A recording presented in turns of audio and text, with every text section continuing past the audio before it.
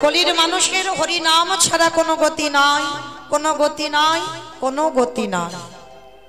ভালো করে অনুভব করে দেখেন মা, যাদের জন্য কৃষ্ণ ভজন ভুলে যাচ্ছ, ছেলে আমারে, মেয়ে আমারে, জায়গায় আমারে, জমি আমারে, বিষয় আমারে, বৈভব আমার, কিন্তু মনে রেখো ভাই, বাঁশি যদি বেজে যায় পড়ে থাকবে সরকারি খামা। এসেছো একা, তুমি যাবে একা। যেদিন এসেছিলে বাবা সেদিন আমাদের পরনে কেউ একটা সুতো দিয়ে আনেনি, আর যেদিন ভব ছেড়ে চলে যাব এই সংসার আমাদের সাথে কিছু দিয়েও পাঠাবে না। তাহলে এলাম খালি হাতে, যেতে হবেও আমাদের খালি হাতে। হ্যাঁ গো, কিসের জন্য কৃষ্ণ ভজন ভুলে যাচ্ছ? মনে রেখো মা, যাদের আগলে বসে আছো না, যাদের জন্য তুমি কৃষ্ণ ভজন করতে পারছো না, যাদের জন্য তুমি সারা দিনের মধ্যে একবারও গৌর প্রাণ কৃষ্ণ বলে কাঁদতে পারছো না, শেষের দিনে তোমার কেউ সঙ্গী নয়। ও যে যতই বলুক না কেন বাবা, আমি তোমায় জীবন দিয়ে ভালোবাসি, আমি তোমায় প্রাণ দিয়ে ভালোবাসি, কেউ তোমারই ভালোবাসে না। পৃথিবীতে যা যা কিছু দেখছো বাবা সব অনিত্য। যেটা আজকের আছে তোমার, সেটা কালকে অন্য কারোর হবে। তাহলে যে বস্তু তুমি সারা জীবন ধরে রাখতে পারবে না, সেটা তোমার কি করে হলো? তাহলে এই পৃথিবীতে যা যা কিছু দেখতে পাচ্ছ কোনোটাই তোমার নয়, সব অনিত্য বস্তু। আর নিত্য বস্তু যদি থাকতে হয়, সেটা হলো আমার গৌর গোবিন্দ। বেলা যে বয়ে যাইব, প্রতিদিন সকাল বেলা সূর্য ওঠে, দুপুর বেলা সূর্য একেবারে আকাশের উপরে থাকে, সেই সূর্য পশ্চিম আকাশে বিকেল বেলা ঢলে পড়ে। দেখেন আমাদের জীবনে প্রত্যেকের একদিন সকালবেলা ছিল কি বাবা? সকালবেলা ছিল না প্রত্যেকের জীবনে? আমাদের বাল্যকাল, সেই বাল্যকাল গড়িয়ে গড়িয়ে এলো আমাদের যৌবন কাল। এই যৌবন কালে বাবা রক্ত গরম হয়ে থাকে, আর যখন সূর্য দুপুর বেলা একেবারে মাথার উপরে থাকে না, তখন বাবা এত তেজ হয় সূর্যের, যে সেই সূর্যের তেজ সহ্য করা যায় না। তাহলে আমাদের দুপুর বেলা সম যৌবন কাল, আর সেই যৌবনের পাল্লায় পড়ে আমরা সবাই সংসারে আবদ্ধ হলাম। কিন্তু মহাপ্রভু বলছে সংসার করবি কলিযুগে সংসার ধর্ম বড় ধর্ম। কিন্তু সংসারের মধ্যে থেকেও সারা দিনের মধ্যে যদি আমার একজন ভক্ত ওই নয়ন জলে বক্ষ যুগলে ভাষায় হা কৃষ্ণ প্রাণ কৃষ্ণ তোমার হলাম বলে, যদি একজন ভক্ত ডাকার মতো ডাকাতে পারি, আমার ভগবান পৃথিবীর যেখানে থাকুক না কেন, সে যে ভক্তের দ্বারে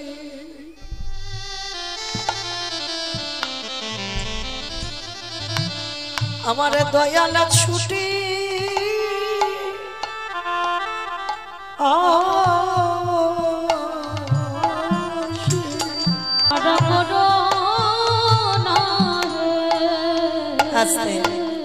ও মাইরা, আমার ভগবান একটু ভালোবাসার কাঙাল গো। এই যে দামোদর মাসে আমার অনেক মায়েরা মাধুকরী করি আজকের এই যে হরিনামের আয়োজন করেছে, তাদের উদ্দেশ্যে বিশেষ করে বলা, আমার ভগবান একটু ভালোবাসার কাঙাল। আমার ভগবান কোনোদিন ভক্তের কাছে বলেনি বাবা আমায় শ্বেত পাথরের মন্দির গড়ে দে, ভক্তের কাছে কোনোদিন বলেনি আমায় দামি দামি ফল মিষ্টির ডালা দিয়ে খেতে দে, ভক্তের কাছে কোনোদিন বলেনি আমার দাম দিয়ে রজনীগন্ধার মালা এনে আমার গলায় পড়া। ভগবান কোনোদিন বলে না ভক্তের কাছে আমায় দামি দামি পোশাক পরিয়ে দে। তবে বাবা ভগবানের লোভ নেই বলা ভুল আছে। কি লোভ আছে জানো আমার ভগবানের? ওটে কলির জ্ঞানন্ধজি সারা দিনে চলে যা, দিনান্তে যদি একজন ভক্ত আমার চরণে বসি,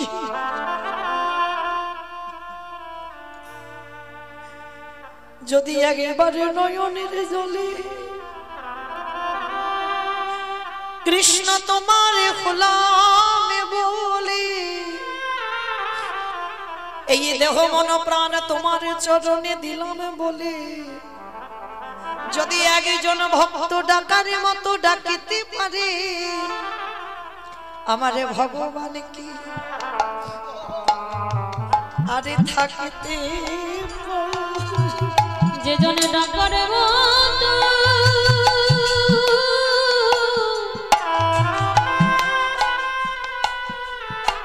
ডাকার মতো ডাকিতে পারে আমার ভগবান কি থাকিতে পারে। তাহলে ডাকার মতো যদি ডাকা যায়, ভালোবাসার মতো যদি বাসা যায়, ভগবান থাকতে পারেন না।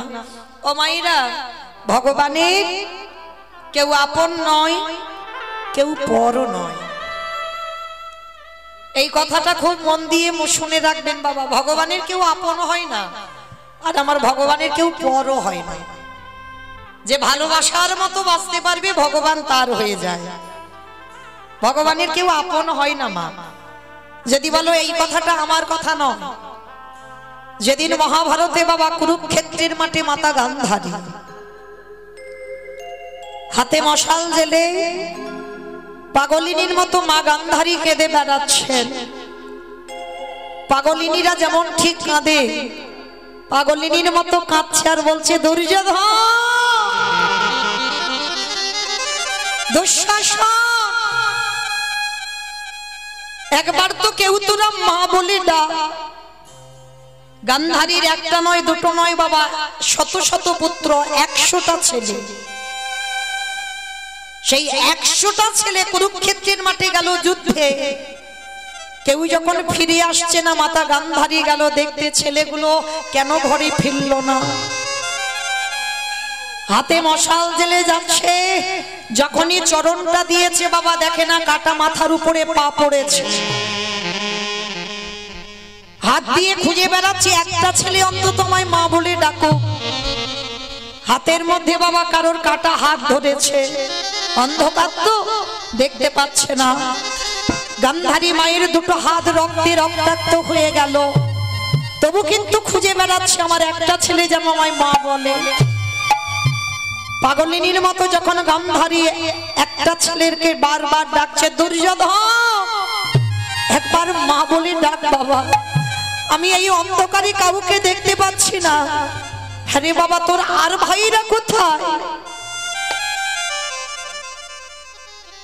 যখনই মা কাউকে পাচ্ছে না মনে মনে সিদ্ধান্ত নিল, এই জীবন আমি আর রাখবো না, এই জীবন আমি গঙ্গায় ত্যাগ করে দেব। মাতা গান্ধারী পাগলিনীর মতো সবে ঝাঁপ দিতে যাবে, পিছন থেকে কে যেন পাটা চেপে ধরে বলল মা।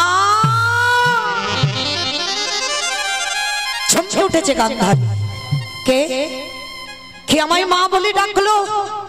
কে তুই?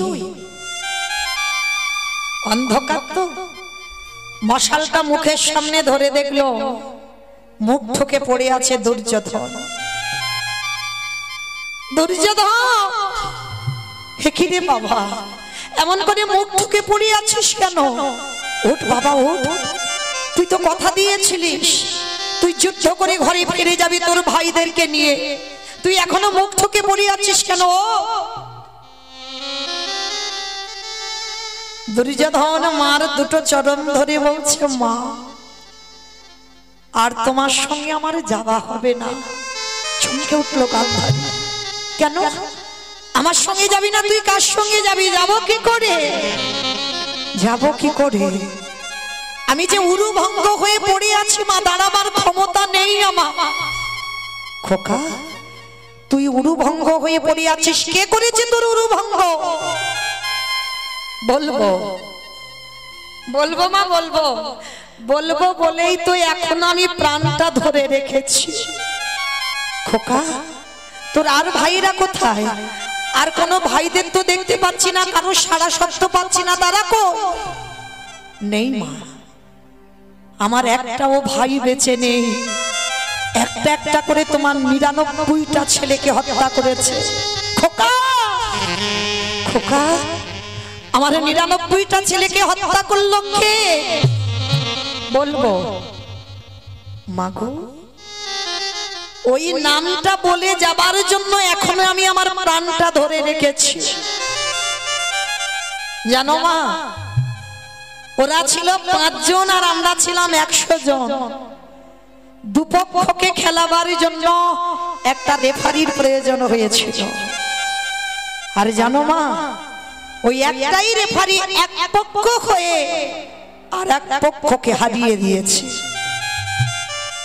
গান্ধারী বারবার বলছে, খোকা তুই তার নামটা বল। বলবো মা, আমি নামটা বলবো বলেই তো এখনো প্রাণটা ধরে রেখেছি। বল বাবা। মা, তুমি কথা দাও, নামটা শুনবার পরে তাকে তুমি ছেড়ে দেবে না? না বাবা, আমি তোর অঙ্গ স্পর্শ করে কথা দিলাম যে আমার ৯৯টা ছেলেকে হত্যা করেছে, যে তোর উরুভঙ্গ করেছে, আমি কখনো তাকে ছাড়বো না। কিন্তু তুই আমার নামটা আমায় বল। বলবো। আচ্ছা বাবা, আপনারা ভালো করে ভাবেন, গান্ধারী কি সত্যি জানে না সে কে? খুব ভালো করে জানে। তবু কেন বারবার দুর্যোধনকে বলছে, খোকা তুই একবার নামটা বল? কেন?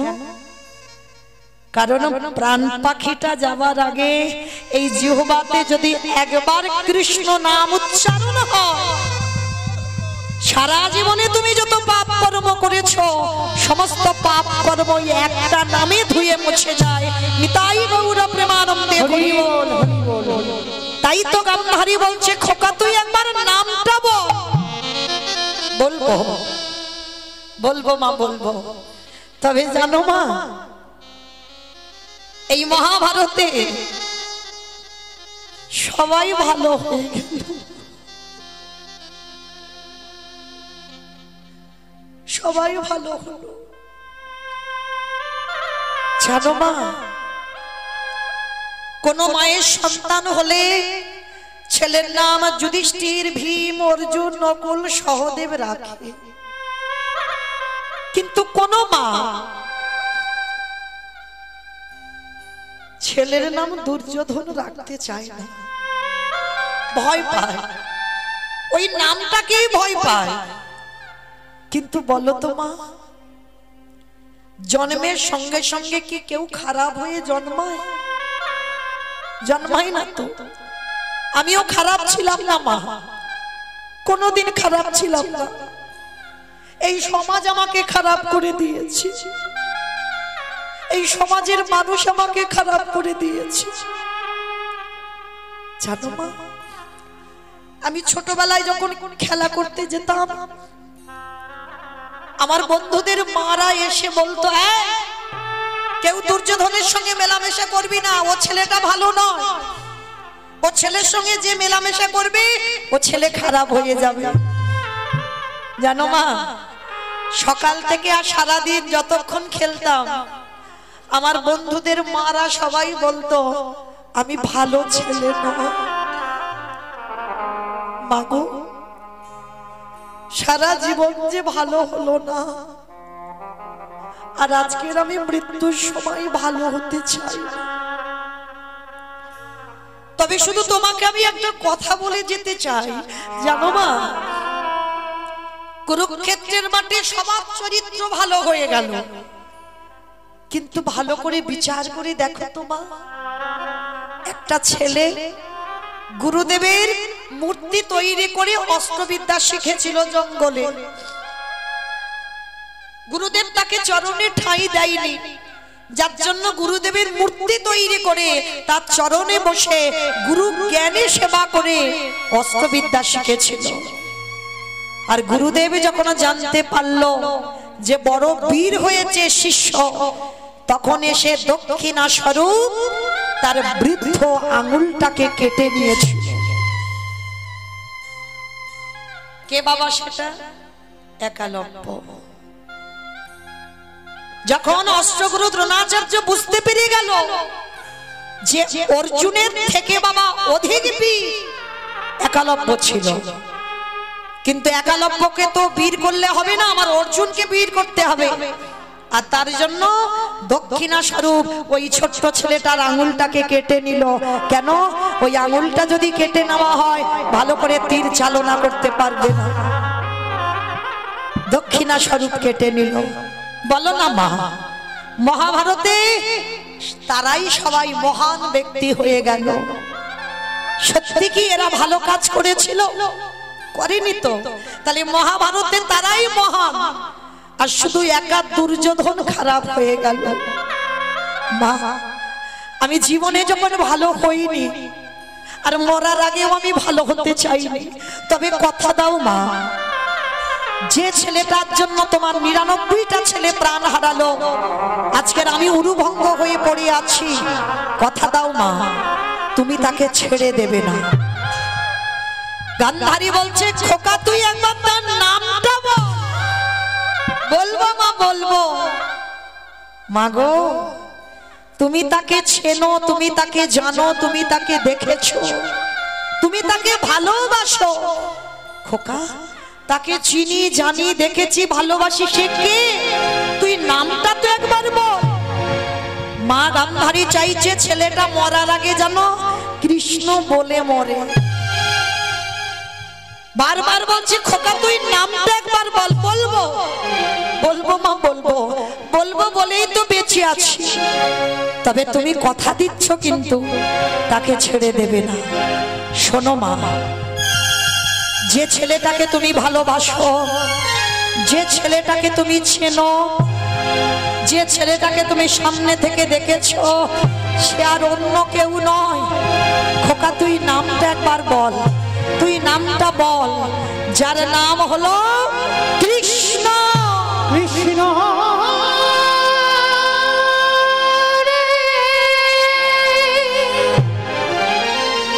কৃষ্ণ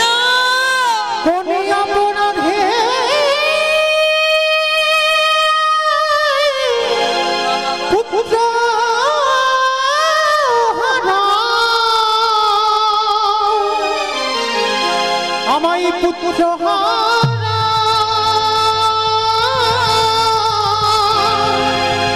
করে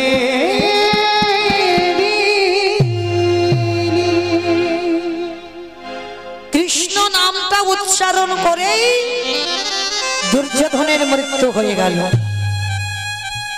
পাগলিনী হয়ে গেল গান্ধারী মা। ছেলের মরা মাথাটা বুকে নিয়ে পাগলিনীর মতো কাঁদছে, কৃষ্ণ কৃষ্ণ। কি করে পারলি বাবা? আমার ১০০টা ছেলের মধ্যে তুই ৯৯টা খারাপ করতে পারতিস, পারলি না বাবা। আমার একটা ছেলেকে একটু ভালো করে দিতে করলি না, করলি না তো।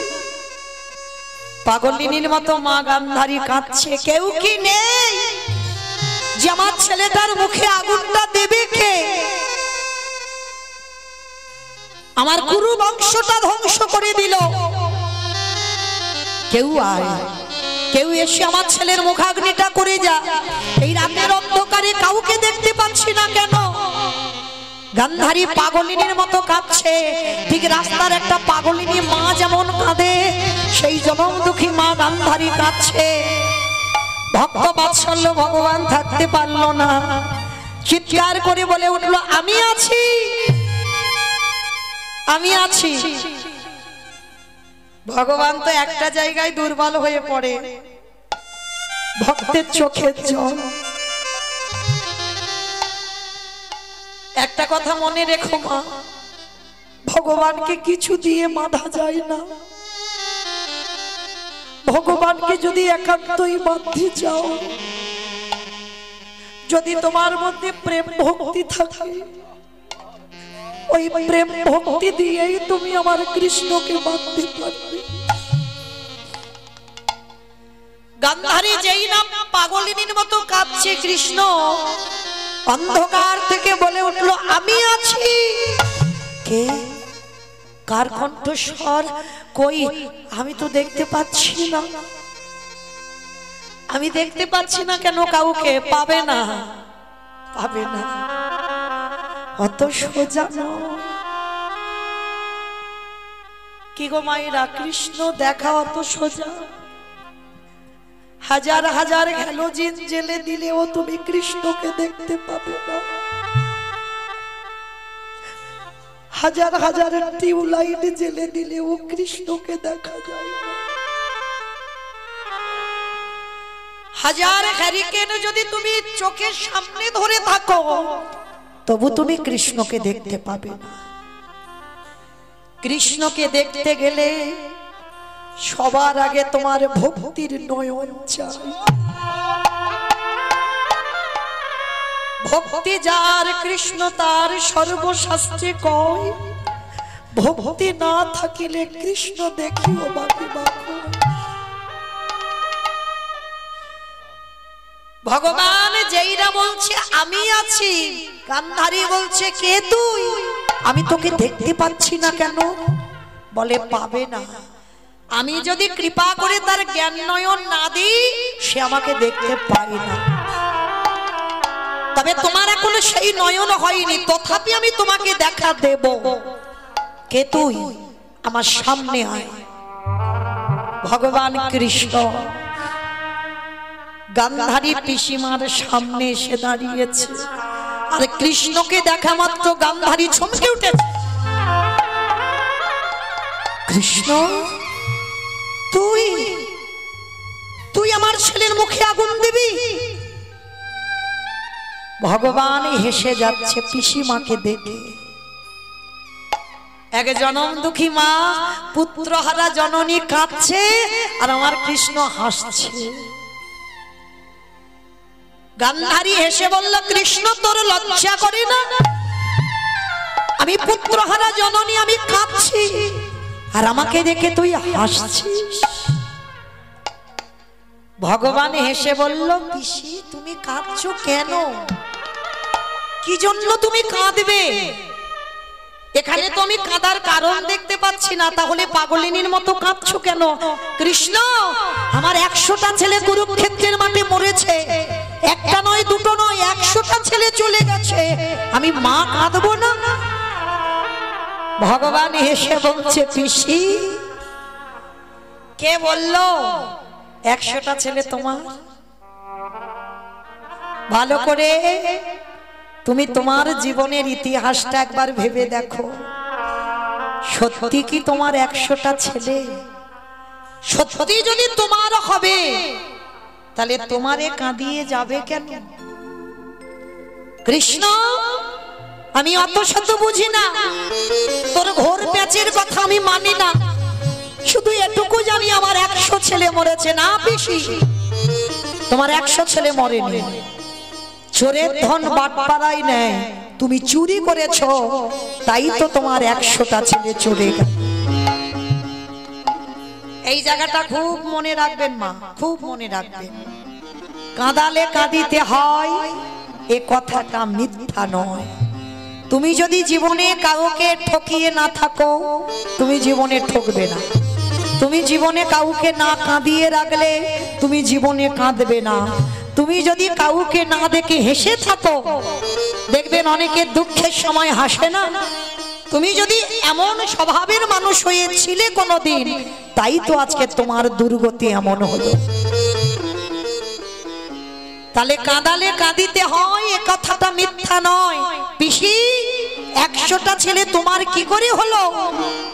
তুমি শুধু শুধু আমার দোষারোপ করছো আমি তোমার 100টা ছেলেকে মেরেছি, কখনো নয়। তোমার পাপের ভরা পূর্ণ হয়েছে, তোমার পাপের ভরা 16 কলায় পরিপূর্ণ, তাই তো তুমি 100 ছেলে হারিয়েছো। কৃষ্ণ, আমার 100টা ছেলে নয় না।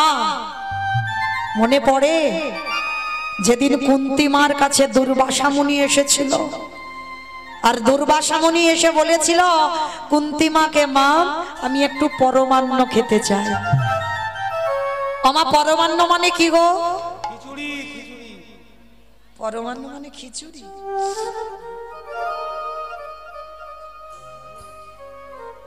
পরমান্ন মানে পায়েস, তাই তো? তাহলে পরমান্ন মানে যখন পায়েস হয়, আজকের দুর্বাসা কুন্তী মার কাছে পায়েস খেতে চেয়েছে। তবে শোন মা, যেমন তেমন করে দিলে আমার হবে না, আমার 100টা সোনার পাত্রে পরমান্ন দিতে হবে।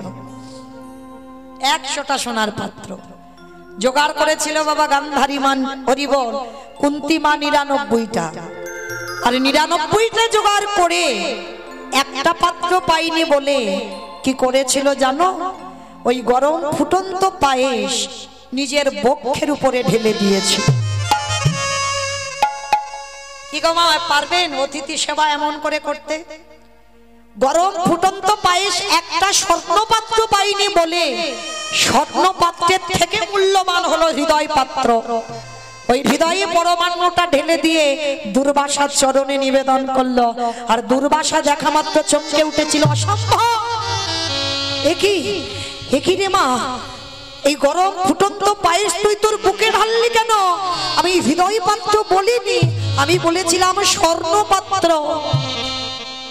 বাবাজি, আমি 99টা জোগাড় করলাম, একটা পাইনি। তাই পাইনি বলে যদি আপনি রেগে যান, যার জন্য আমার হৃদয় পাত্রে আমি দিলাম, গ্রহণ করো।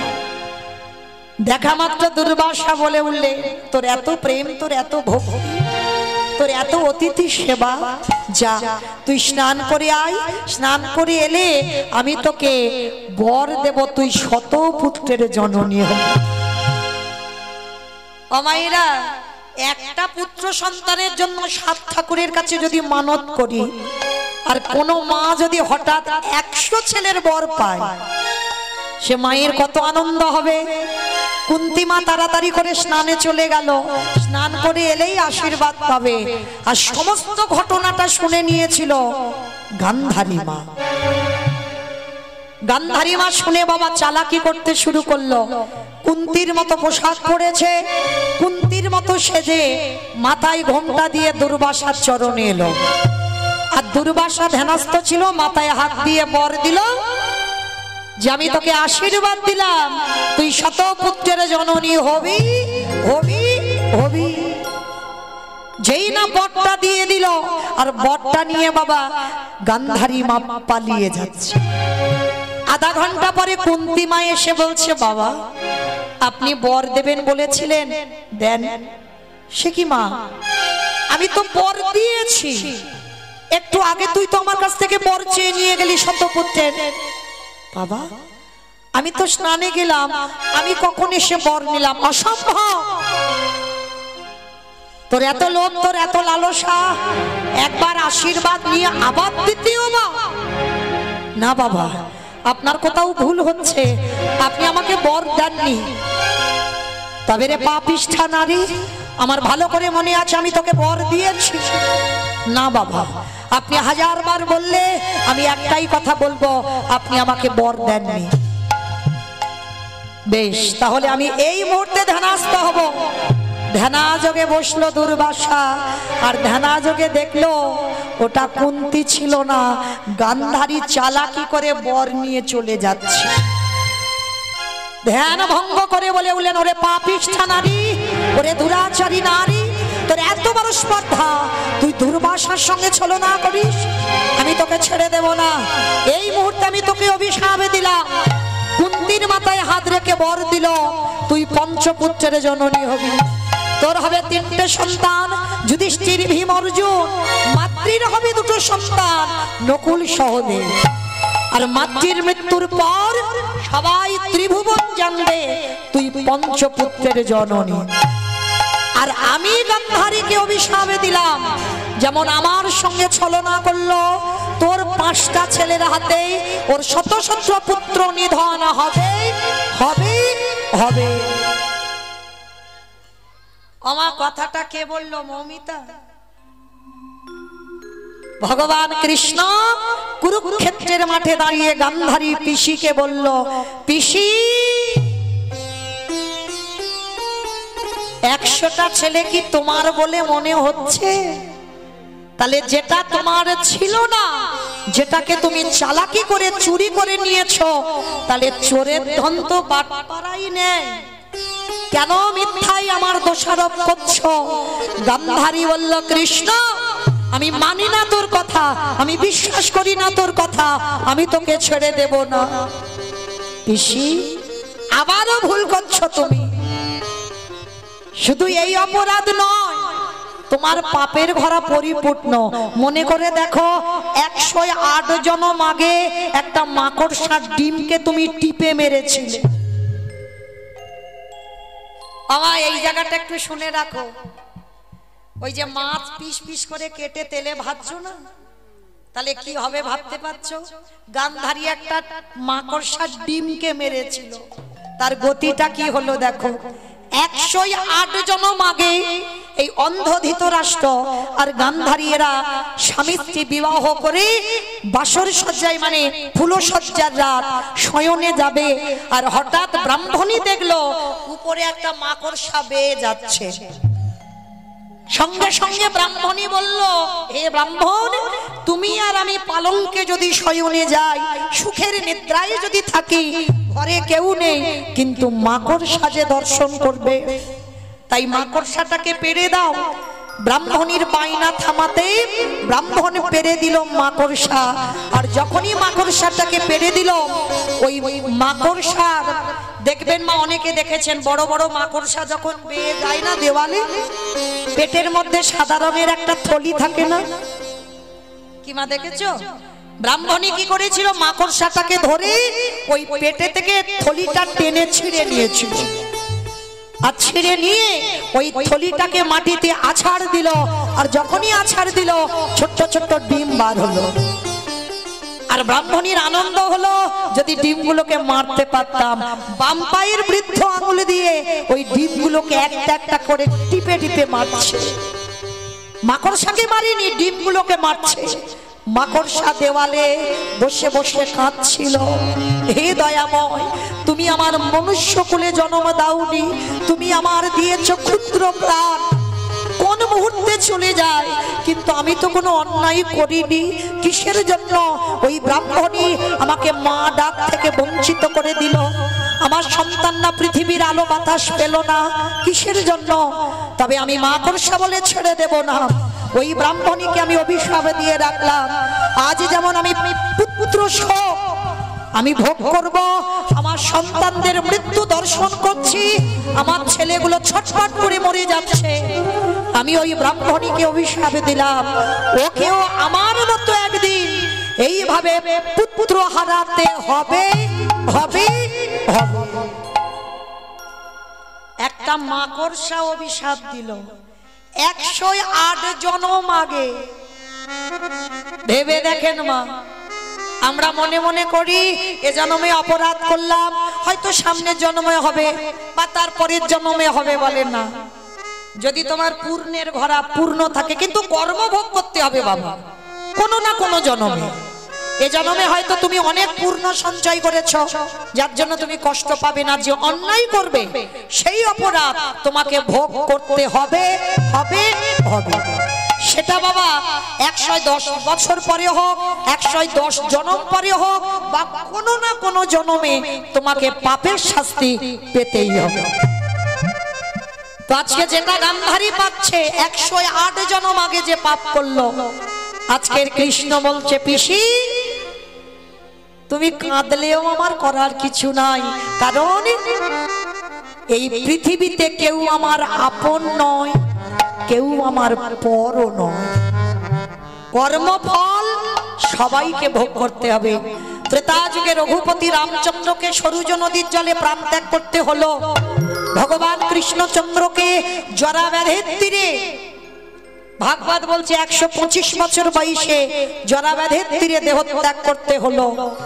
চৈতন্য মহাপ্রভুকে 48 বছর বয়সে বাবা দেহ সংবরণ করতে হলো। কি গো মায়েরা, ভগবান নিজে নিজেকে ছেড়ে দেয়নি, আর আপনারা আমরা কি ছেড়ে দেবে মনে করেছো? না জানি ভগবান আমাদের বিচার কি করে রাখবে। আজকে গান্ধারী রেগে গিয়ে বলল, কৃষ্ণ আজ যেমন আমার কুরু বংশ ধ্বংস হলো, আমি তোকে অভিশাপ দিলাম। ওরে কৃষ্ণ রে, এই জন্য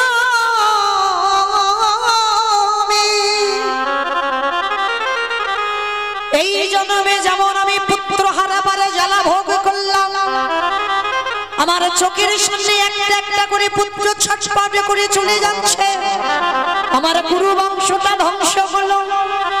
আমি তোর সত্যিকারের যদি ভালোবেসে থাকি, আমি যদি তোর পিসিমা হয়ে থাকি, আমি তোর অভিশাপ দিলাম, তোর 56 কোটি যদু বংশ ধ্বংস হবে। না না বলো না,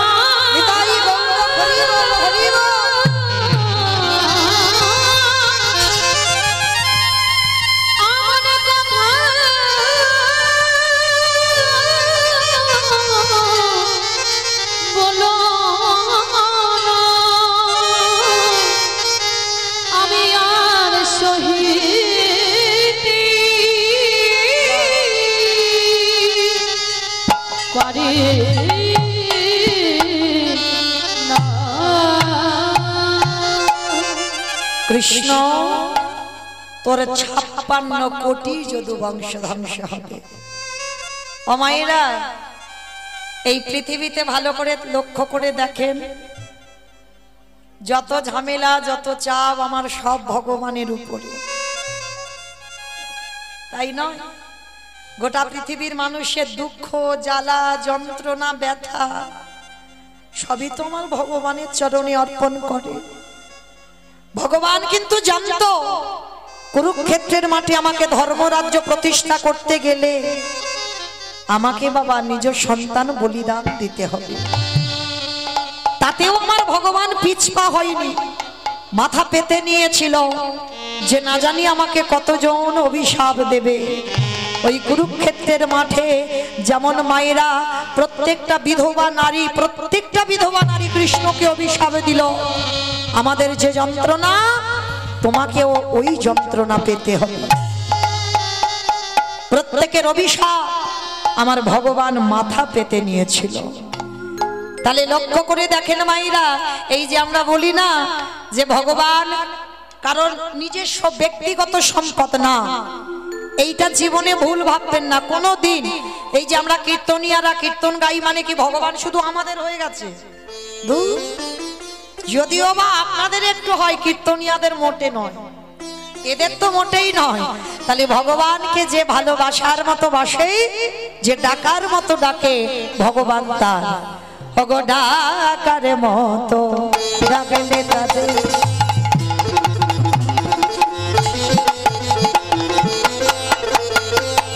আমার ভগবান থাকিতে পারে।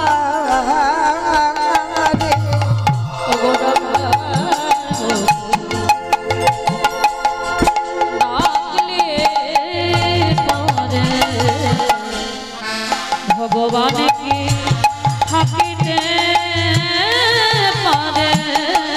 তোমাদের বিশ্বাস না হয় ডেকে দেখো তারে,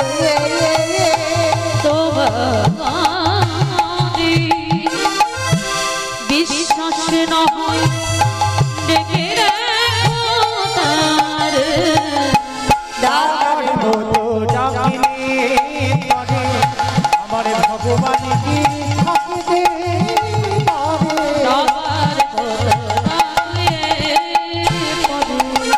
আসতে তাহলে ডাকার মতো ডাকলে ভগবান থাকতে পারেন না। তাই সেই চৈতন্য মহাপ্রভু নবদ্বীপের মাটিতে দাঁড়িয়ে এই কলির জীবকে উদ্ধার করবে বলেই আজকের আমার ভগবান কি করছে জানো? রসে তন ঢন ঢন গৌর কিশোর বদ।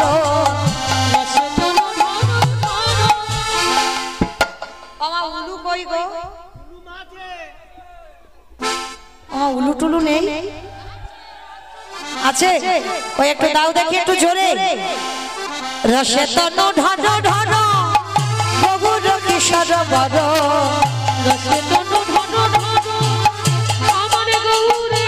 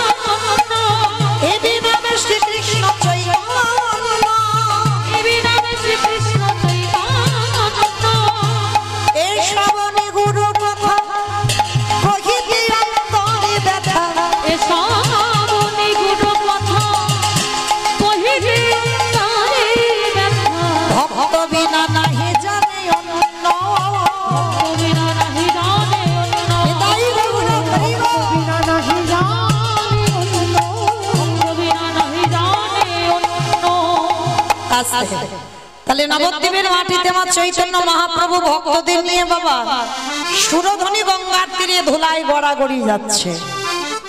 ও মায়েরা, যেটা আমরা পারি না সেটা বৃন্দাবনের ব্রজঙ্গনাগণ করেছিল।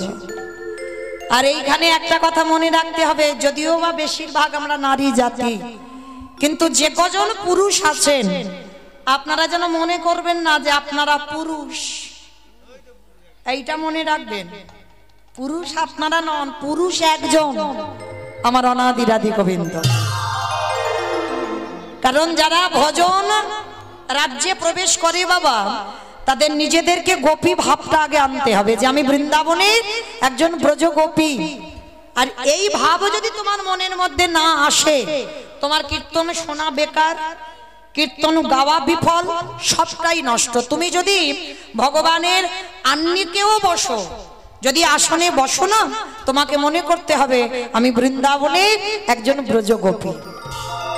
আর ব্রজগোপীর আনুগত্যে যদি তুমি ভজন করতে পারো, তুমি নিজেকে যদি মনে করতে পারো যে আমি বৃন্দাবনের একজন গোপী মানে নারী, তাহলে তোমার ডাক তাড়াতাড়ি ভগবানের কাছে যাবে। কেন না, ভগবান সব থেকে বেশি ভালোবাসে বৃন্দাবনের ব্রজঙ্গনাদের। কেন? যাদের ভালোবাসায় কোনো স্বার্থ ছিল না। বৃন্দাবনের ব্রজগোপীরা বলেনি কোনোদিন কৃষ্ণ ছেলের পরীক্ষার রেজাল্ট যেন ভালো হয়। বৃন্দাবনের ব্রজগোপীরা বলেনি কোনোদিন যে যেন আমার ছেলের একটা চাকরি হয়। তাদের একটাই সুখ ছিল, কৃষ্ণের সুখে সুখ। কারণ তার প্রমাণ আছে না, সেই যখন গোবিন্দের মাথার ব্যথা হলো, শিরোপীড়া মানে এত মাথার যন্ত্রণা না, পৃথিবীর যত ওষুধপত্র ওঝা বৈদ্য কবিরাজ কেউ ভালো করতে পারেনি।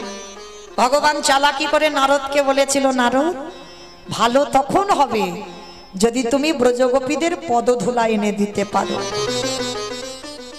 নারদ বলেছিল অসম্ভব, ঠাকুর কেউ দেবে না পাদ ধুলা তোমার মাথায়। বলে দেখো না নারদ, যদি না দেয় তো আমি যন্ত্রণায় মরে যাব, কিন্তু যদি কোথাও পাও। ত্রিভুবন ঘুরছে নারদ, কেউ দিচ্ছে না পাদ ধুলা। ভালো করে দেখেন যে নারদ এত বড় ভক্ত, নারদ কি পেরেছিল তার পাদ ধুলাটা নিয়ে ভগবানের মাথায় লাগিয়ে দিতে? পারেনি। কেন? ভয়, ভয় লেগেছিল। যদি আমার পাদ ধুলা ভগবানের মাথায় লাগে তাহলে পাপ হবে, এই যে একটা ব্যাপার, ওই জন্য বলছে বাবা ভগবানকে ভালোবাসতে গেলে নিঃসংকোচে ভালোবাসতে হবে। নিজের মনে কোনো দ্বিধা বা সংকোচ রাখলে হবে না। বাবা এটা আমার পাপ হলো না তো, এইটা আমার এটা হলো না তো, এইটা রাখলে হবে না। নিঃসংকোচে গোবিন্দ সেবা করতে হবে, মনের মধ্যে দ্বিধাবোধ থাকলে হবে না। আজকে নারদ যখন পেলই না, বৃন্দাবনে যমুনার ঘাটে বসে বসে কাঁদছে, ভগবানের মাথার যন্ত্রণা হতে হতে ভগবান যদি মরে যায় তখন কি হবে? তখন বৃন্দাবনের ব্রজঙ্গনাগণ কলসি নিয়ে বাবা তাদের উস্কো খুস্কো চেহারা এসে দাঁড়িয়েছে যমুনার ঘাটে, নারদকে দেখেছে। ও নারদ, কি ব্যাপার এখানে বিষণ্ণ বদন? হে ব্রজগোপীগণ, খুব কষ্টে আছি গো। কষ্টে আছো? আচ্ছা তোমার কষ্টের কথা আগে ছাড়ো, আমাদের প্রভু কেমন আছে? ভালো নেই গো, মোটে ভালো নেই। বলে কেন, কি হয়েছে? সে তো দ্বারকায় ভালো থাকার কথা, রাত সুখে থাকবে, কেউ জ্বালাতন করবে না, তাহলে ভালো নেই কেন? বলে বড্ড মাথার ব্যথা হচ্ছে, যন্ত্রণা হচ্ছে। বলে ওষুধ দাওনি? বলে পাইনি তো, দেও কি? ওষুধ পাওনি কেন? ওঝা বৈদ্য কবিরাজ বলে সব এসেছে, সব ফেল হয়ে গেছে, কিচ্ছু কাজ হচ্ছে না। বলে একটা ওষুধ দিতে হবে। কি ওষুধ নারদ? বলে বলল ভক্তের পদধূলা। যেই না বলেছে না, ওই ব্রজঙ্গনাগণ আমার ওই নারদের কাছে হাত জোড়ো করে বললেন, নারদ এতদিন আসনি কেন? ভক্তের পাদ ধুলা দিলে যদি ভালো হয়ে যায়, আমাদের কাছে আসনি কেন? দাও, কিসে করে নিয়ে যাবে দাও, আমরা দিচ্ছি। নারদ মুনি শোনা মাত্র চমকে উঠেছে। ভয় লাগছে না? তোমাদের পাদ ধুলা দেবে আর ভগবানের মাথায় যদি ওটা লাগিয়ে দিই, তোমাদের ভয় লাগছে না? বলে ভয়ের কি আছে? তুমি জানো না নারদ, আমাদের পার ধুলা দিলে আমরা সবাই জানি আমাদের নরকে যেতে হবে, কিন্তু শোনো নারদ, নরকে যাব ভালো, কিন্তু তুমি কি জানো আমার কৃষ্ণ বড় সুখে থাকবে। নিতাই গৌর প্রেমানন্দে হরি বল।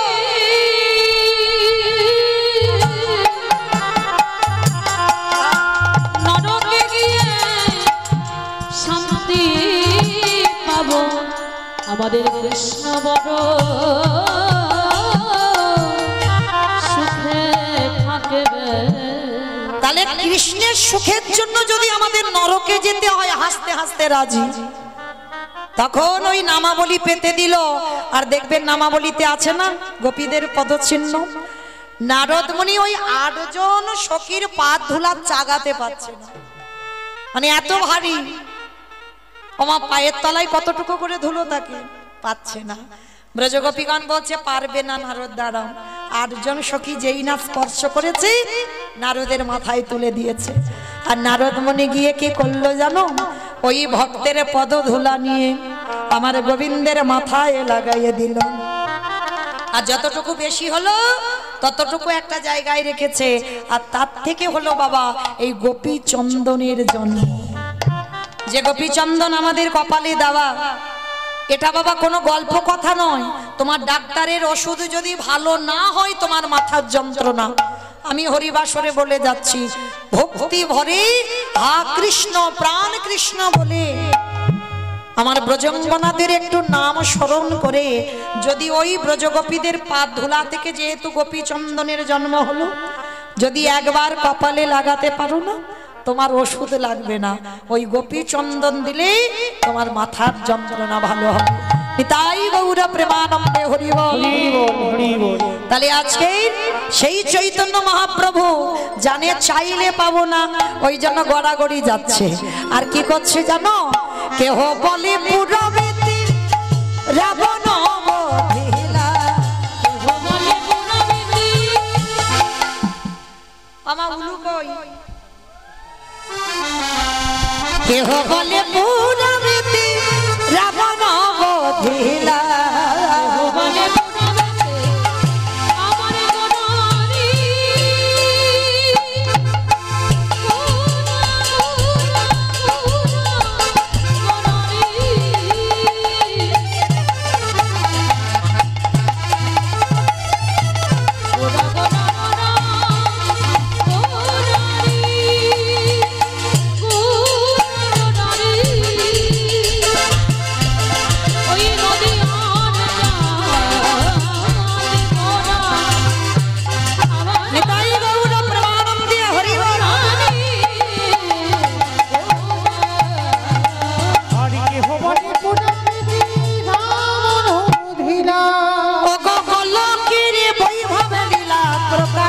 করিলা গোলকের বৈভব প্রকাশ করিলা আবার গোলকের বৈভব লীলা প্রকাশ করিলা আবার গোলকের বৈভব লীলা প্রকাশ করিলা শ্রী রাধার ভাবে গোটাইয়া বতালা রাধার ভাবে গোড়া গোটা হরে শ্রী রাধার ভাবে নেবে গোড়ায় অবতার রাধার ভাবে গোড়া গোটা হরে কৃষ্ণ নামে গৌ করিলা প্রসাদ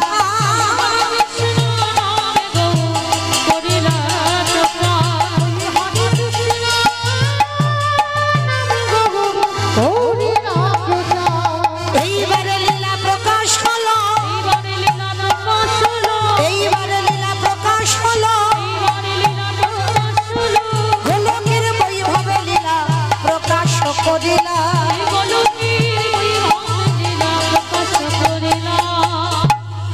বাসুদেব ঘোষে কহে করি জোড়ো হাগো যে গো সেই কৃষ্ণ সেই তো জগন্নাথ বাসুদেব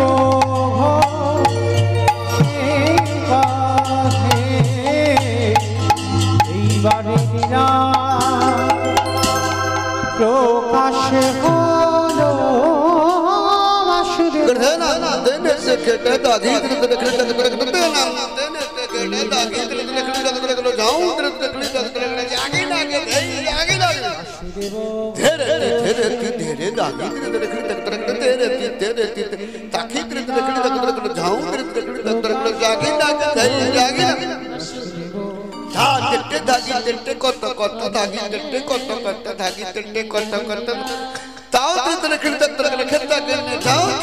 বাসুদেব ঘোষে পথে এইবার লীলা প্রকাশ হলো বাসুদেব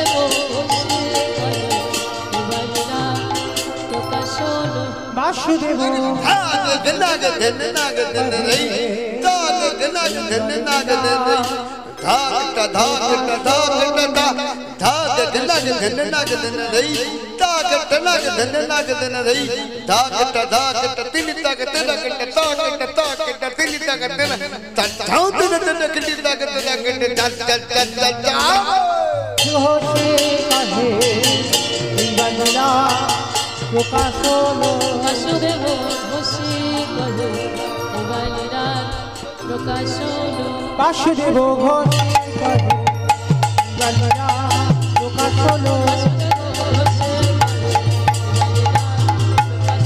বাসুদেব ঘোষে তাই গৌর প্রেমানন্দে হরি বল হরি বল হরি বল লরে বাসুদেব ঘোষে জানি তাই চলুন এবার আমরা সবাই যাব মধুময় সুধাম বৃন্দাবন ধাম এতক্ষণ যখন নবদ্বীপে ছিলাম সবাই দিকে আবার প্রেম সে বলেন তো গৌর সুন্দরে কি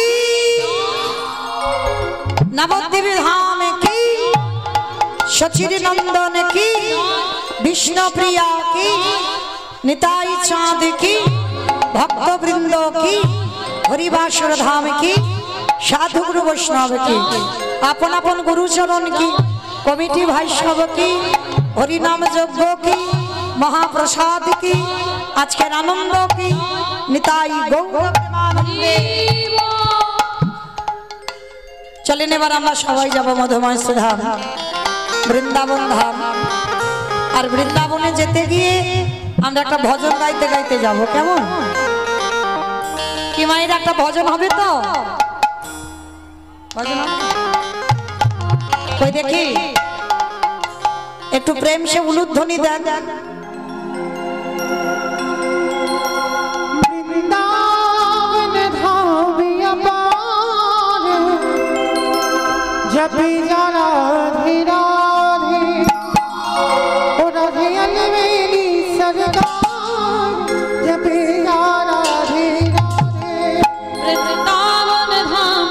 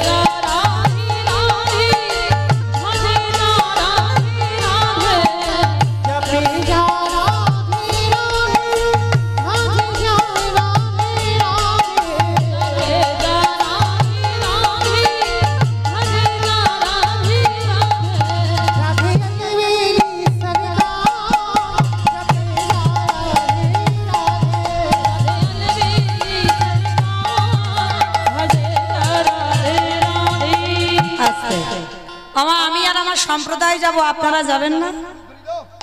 যাবেন? যারা যারা যাবেন কই দেখি একবার সবাই হাত দুটো তোলো তো দেখি একবার সবাই। এইদিকে আমার দাদা ভাই বাবা ঠাকুর ভাইরা যারা আছেন সবাই একবার হাত দুটো দেখি তোলেন সবাই।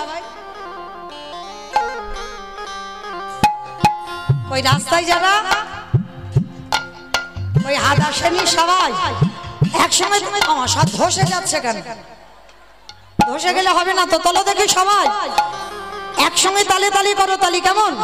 तू वृंदावन में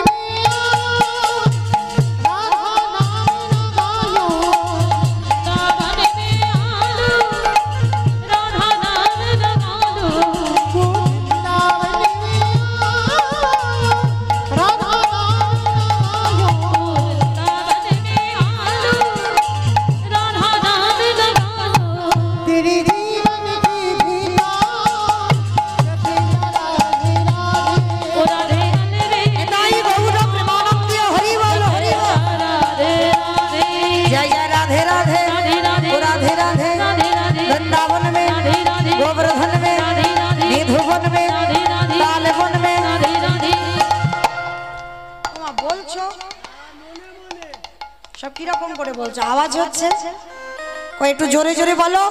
রাধে রাধে রাধে রাধে वृंदावन में गोवर्धन में निधुवन में ताले वन में तामल वन में ऊंचा गांव में दर्शना में राधा कुंड में श्याम कुंड में हरिद्वार में झट से बोलो बोलो ताले वन में कमल वन में बाके बिहारी